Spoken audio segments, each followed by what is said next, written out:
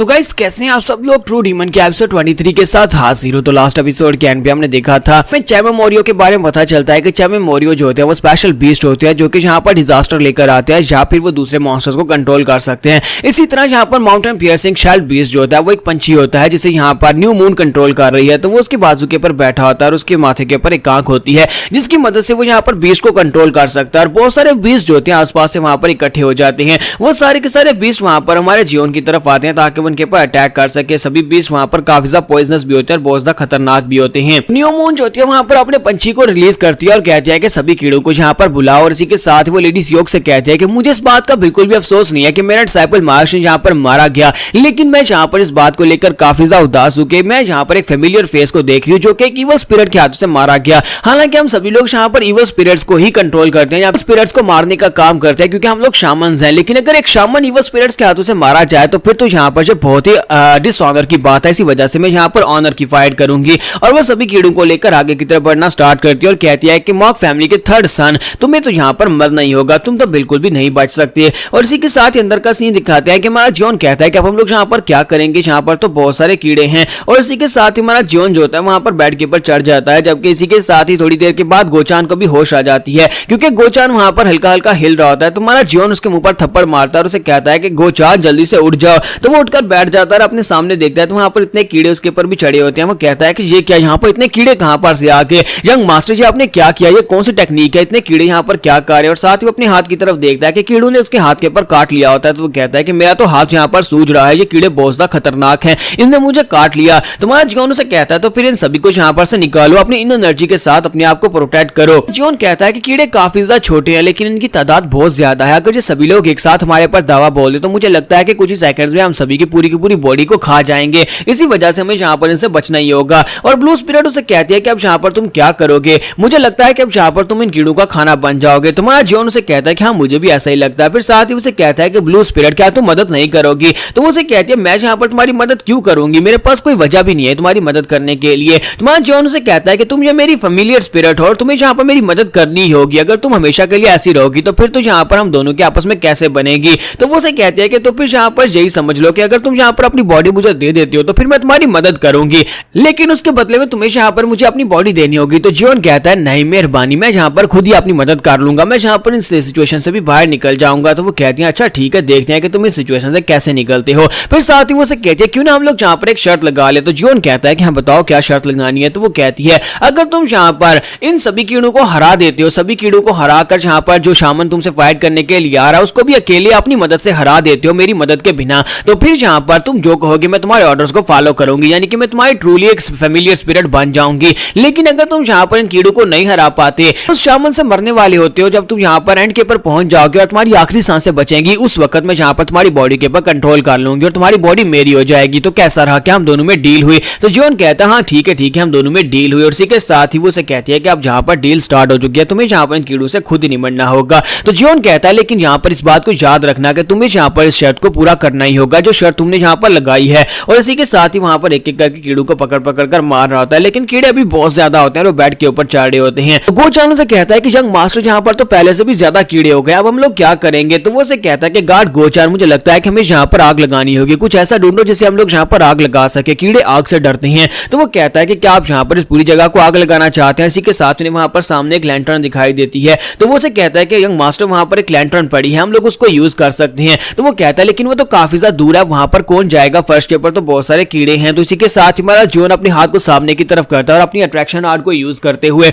उस लैंटर्न को वहां पर से अपनी तरफ खींचता है। तो वो उड़ती हुई सीधी उसके हाथ में चली जाती है। तो हमारे जो जियोन होता है उसकी जो पुलिंग आर्ट है वो काफी ज्यादा बेहतर हो चुकी है और वो स्लाइटरिंग लैंटर्न के ऊपर से ढक्कन हटाता है और उसी के साथ ही वहां पर से एक कंबल उठाता है और कहता है कि चलो जल्दी से इसको आग लगाओ। और वो दोनों वहां पर कंबलों को आग लगाना शुरू कर देते हैं। तो वहां पर आग लगाने के बाद वो लोग कहते हैं कि लेडी सियोक ने जहां पर किसी बहुत ही पावरफुल शामन को बुलाया है, लगता है कि वो वाकई मुझे मरा हुआ देखना चाहती है, इसी वजह से इस बार उसने यहाँ पर किसी पावरफुल शामन को बुला लिया है। हमारा जियोन कहता है कि अगर मैंने यहाँ पर इस हाउस होल्ड के ऊपर आग लगा दी तो उसके बाद आसपास के लोग भी यहाँ पर आ जाएंगे और जब बाकी के सभी लोग यहाँ पर आकर देखेंगे कि मुझे किसी शामन ने मारने के लिए मेरे पर अटैक किया था तो वो सभी लोग भी समझ जाएंगे कि लेडी सियोक ने यहाँ पर शामन को बुलाया होगा मुझे मारने के लिए और मैं यहाँ पर एक तीर से दो शिकार करने वाला हूँ। और इसी के साथ ही यहाँ पर न्यू मून को भी दिखाता है कि न्यू मून वहां पर उनके करीब पहुंच जाती है, हालांकि वो अंदर नहीं होती लेकिन वो बाहर से सब कुछ देख पा रही होती है। इसी के साथ ही वो कीड़ों के साथ एक बड़ा सा टोर्नेडो बनाती है और बड़ा सा टोर्नेडो जो होता है वहां पर आग के ऊपर आकर अटैक करता है, जिससे वो आग बुझ जाती है। तो इसी के साथ ही न्यू मून बाहर गैलरी की तरफ से अंदर की तरफ आ रही होती है और उनसे कहती है कि तुम्हें क्या लगता है कि तुम लोग यहाँ पर आग जलाकर मेरे कीड़ों को रिस्पेल कर सकते हो और तुम लोग यहाँ पर इस तरह की चालें चलोगे और मुझे दिखाई नहीं देगा। हालांकि मैं यहाँ पर तुम्हें डायरेक्टली नहीं देख सकती, लेकिन मेरी ये आंख जो है ये सब कुछ देख सकती है, मैं हर एक चीज देख सकती हूँ, चाहे यहाँ पर बीच में एक दीवार ही क्यों ना हो, लेकिन मैं इसके पार भी देख सकती हूँ, क्योंकि उसके पास वो एक आंख होती है, वो स्पेशल होती है और वो दीवारों के पार भी उसकी मदद से देख सकती है। और उसे पता होता है कि वो कौन से रूम में है, तो वो कहती है कि अब यहाँ पर मैं अंदर आने वाली हूँ और तुम्हारा खेल खत्म हो जाएगा। और इसी के साथ ही वहां पर वो सब कुछ देख रही होती है कि वहां पर जियोन सामने बैठा होता है। वो अपने माउंटेन पियर्सिंग शेल्ड बीच से कहते हैं कि दीवार को तोड़ दो। इसी के साथ ही दीवार टूट जाती है। जैसे वहां पर दीवार टूटती है तो इसी के साथ ही न्यू मून अंदर आ जाती है। तो अंदर आने के बाद हमारा जियोन सबसे पहले से कहता है कि मुझे तुमसे मिलकर काफी अच्छा लगा, जबकि वो भी इस बात से काफी ज्यादा हैरान होती है। जब वहां पर अपनी राइट आंख की मदद से उसकी तरफ देखती है तो उसकी बॉडी के अंदर से 2 स्ट्रिंग्स निकल रही होती हैं, जिसकी वजह से वहां पर 2 फेमिलियर स्पिरिट्स कंट्रोल होने वाली है। तो एक फेमिलियर स्पिरिट यानी कि इविल मॉन्क जो होता है उसके पीछे खड़ा होता है और उसके ऊपर अटैक कर देता है। तो वो से कहती है कि तुम्हें क्या लगता है कि तुम यहाँ पर अपनी इविल स्पिरिट की मदद से मेरे पर अटैक कर सकते हो। और इसी के साथ ही वो फिर से वहां पर स्विफ्ट डिक्री टेक्निक को यूज करती है, जिससे बहुत सारे हैंड जो होती हैं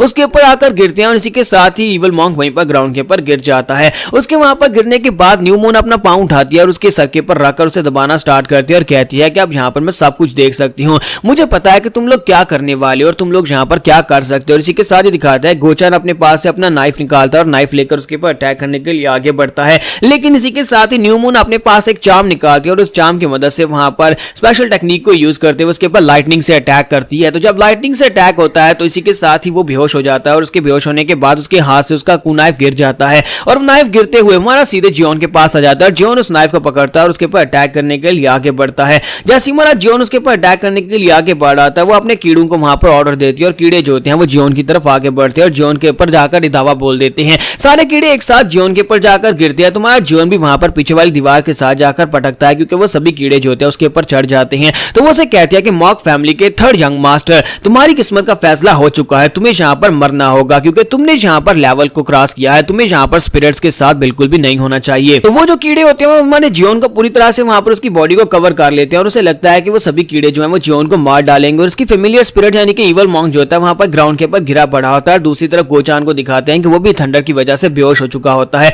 तो ये देखने के बाद वो कहती है कि मुझे लगता है कि मैंने यहाँ पर इसको हरा दिया, मुझे लगा था कि यहाँ पर एक ग्रीन स्पिरिट है, लेकिन असल में तो यहाँ पर इसके पास एक जेलो स्पिरिट है, लेकिन जेलो स्पिरिट यहाँ पर सब कुछ कैसे कर सकती है। फिर साथ ही वो कहती है कि अब जबकि ये लड़का इन कीड़ों के हाथों मर जाएगा, इस लड़के के मरने के साथ ही ये इविल स्पिरिट भी मर जाएगी जो इसकी फेमिलियर स्पिरिट है। तो वो अपने बीच से कहती है कि चलो यहाँ पर से चलती है और वो वहां पर से पीछे की तरफ मुड़ जाती है। कहती है कि यहाँ पर इतने कीड़े हैं कि वो यहाँ पर इसके सबूत भी मिटा देगी, क्योंकि वो उसकी बॉडी तक यहाँ तक कि उसकी हड्डियां तक भी खा जाएंगे। तो जैसे वहां पर से वो जाने लगती है, इसी के साथ ही वहीं पर फिर से रुक जाती है, क्योंकि उसे वहां पर जबरदस्त प्रेजेंस महसूस होती है कि हमारा जियोन फिर से उठकर खड़ा हो जाता है। तो यहाँ पर हम लोग अपनी एपिसोड 23 का एंड करेंगे। नेक्स्ट एपिसोड में देखेंगे कि हमारा जियोन जहाँ पर इन सभी कीड़ों से कैसे निमटने वाला है।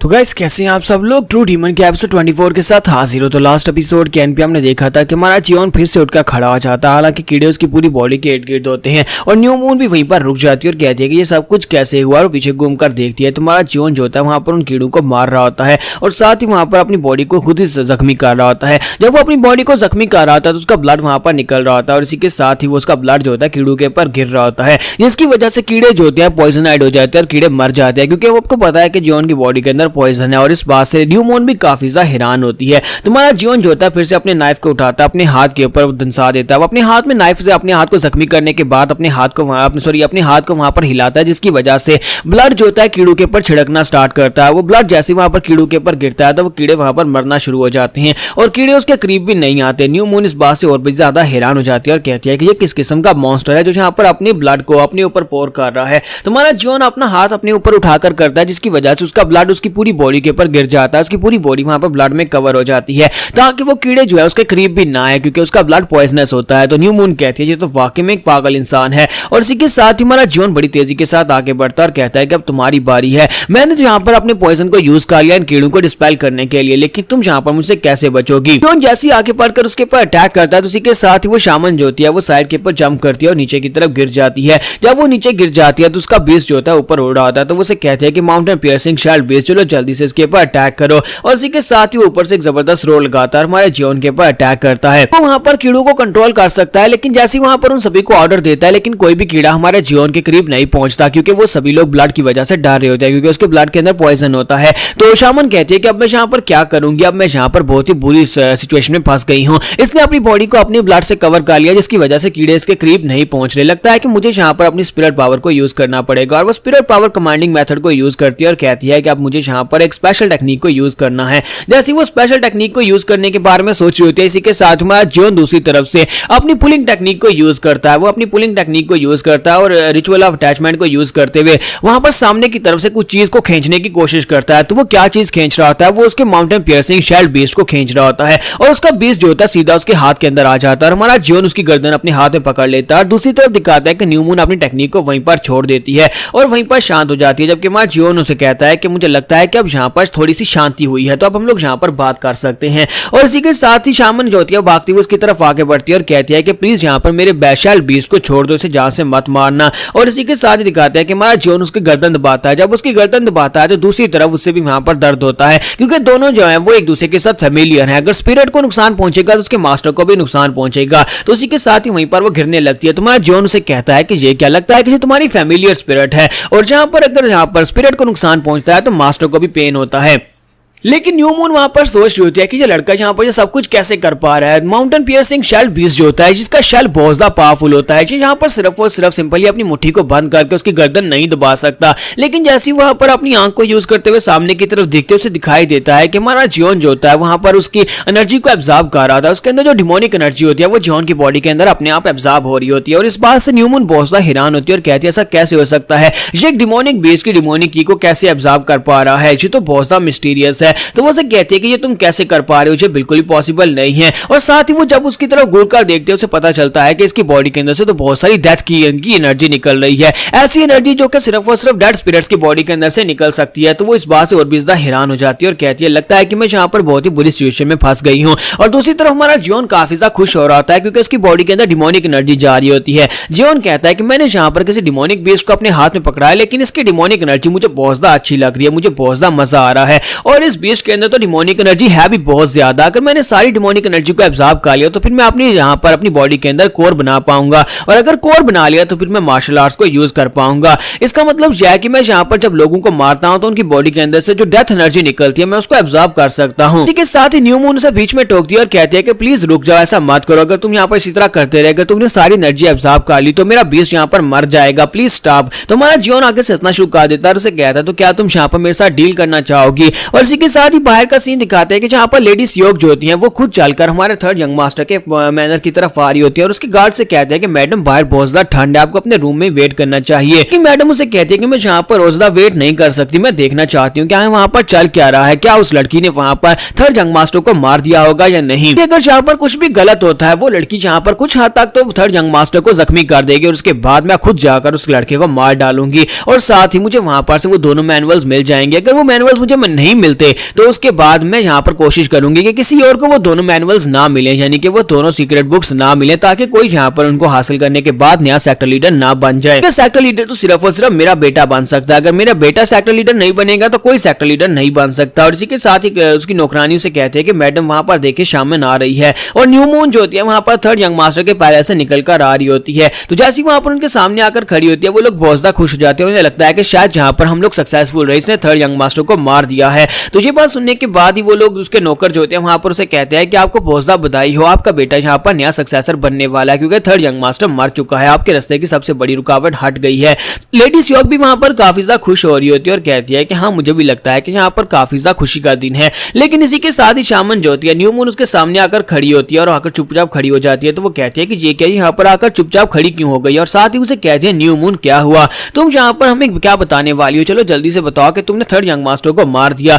और इसी के साथ ही न्यू मून वहां पर जोर से चिल्लाकर कहती है प्लीज मैडम मुझे माफ करिएगा, मैं यहाँ पर फिनिक्स पवेलियन की तरफ से आपसे माफी चाहती हूँ कि फिनिक्स पवेलियन आपके इस मिशन को पूरा नहीं कर सकती। आपने यहाँ पर थर्ड यंग मास्टर को मारने की हमें सुपारी दी थी, लेकिन हम लोग आपके इस मिशन को पूरा नहीं कर सकते। और वो चिल्लाकर कह रही होती है ताकि आसपास के लोग जो है वो इसकी बात को सुन सकें। और ये बात सुनने के बाद मैडम सियोक और उसके साथी भी बहुत ज्यादा हैरान होते हैं कि ये इस तरह से शोर क्यों मचा रही है। इसी के साथ ही न्यू मून हमें बताती है कि उस दोनों में क्या डील हुई थी। तुम्हारे जॉन ने उसके साथ एक डील की थी। जॉन ने उसे कहा था कि अगर तुम यहाँ पर इस पंछी को बचाना चाहते हो तो तुम्हें यहाँ पर मेरे साथ एक डील करनी होगी, तुम्हें बाहर जाकर लेडी सियोक को एक्सपोज करना होगा, तुम्हें चिल्लाकर सभी के सामने ये बात कहनी होगी कि उसने यहाँ पर मुझे मारने के लिए तुम्हें पैसे दिए थे, जिसकी वजह से लेडी सियोक के ऊपर इल्जाम आएगा कि उसने थर्ड यंग मास्टर को मारने की कोशिश की है। सुनने के बाद उसे कहती है लेकिन अगर ऐसा हुआ तो फिर तो यहाँ पर तुम्हारी फिनिक्स पवेलियन और साथ में लेडी सियोक इन दोनों में आपस में दुश्मनी हो जाएगी। और सिर्फ इतना ही नहीं है बल्कि यहाँ पर फिनिक्स पवेलियन के लोग मेरे भी खिलाफ हो जाएंगे क्योंकि मैंने यहाँ पर गद्दारी की है। हम लोग अपने मिशन को पूरा करते हैं क्योंकि हमने यहाँ पर पैसे लिए थे तो मिशन को पूरा करना था,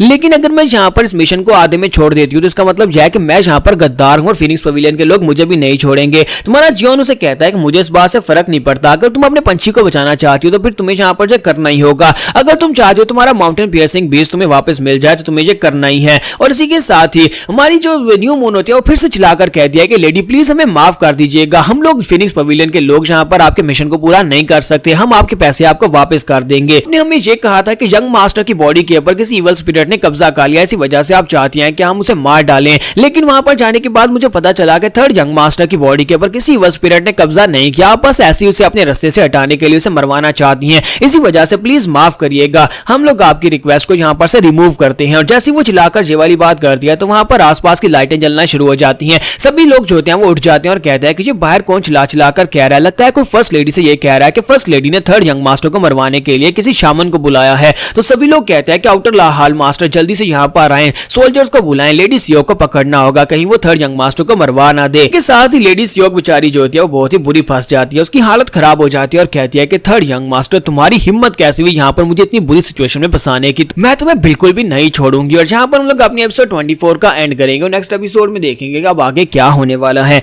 एपिसोड की एक्सप्लेनेशन अच्छी लगी हो तो वीडियो को लाइक करना मत भूलिएगा। Thank you.